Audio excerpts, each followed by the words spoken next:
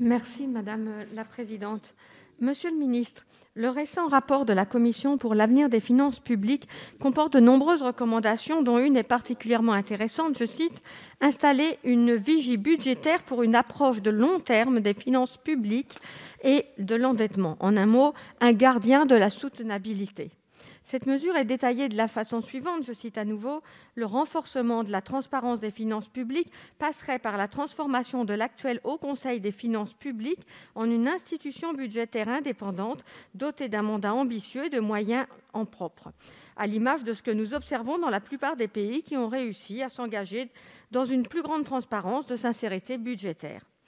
Cette institution se verrait confier à la responsabilité de la production indépendante de prévisions.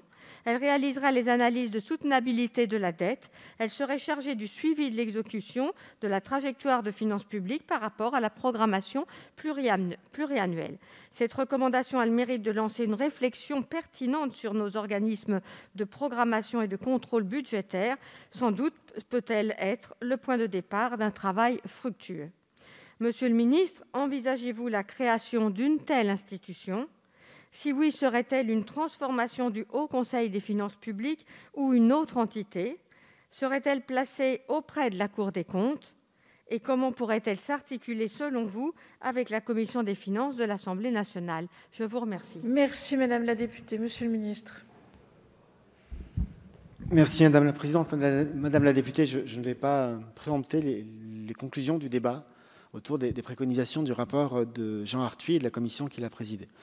Je voudrais simplement dire qu'il propose effectivement de créer une autorité indépendante pour veiller à la soutenabilité des comptes publics et de lui donner la capacité de porter des avis sur un nombre de sujets importants. Pour moi, la vigie de la soutenabilité des finances publiques, ça reste le Parlement.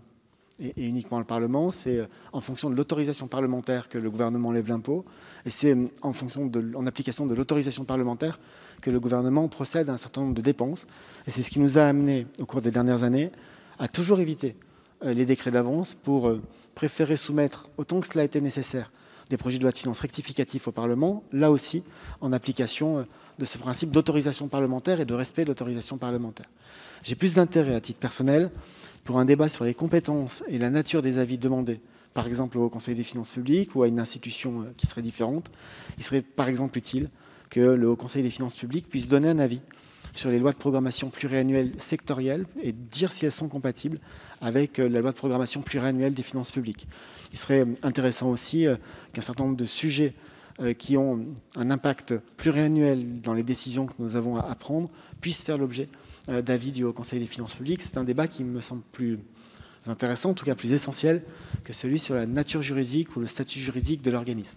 Pour ce point-là, c'est le débat parlementaire des prochaines semaines qui nous donnera l'occasion de le trancher.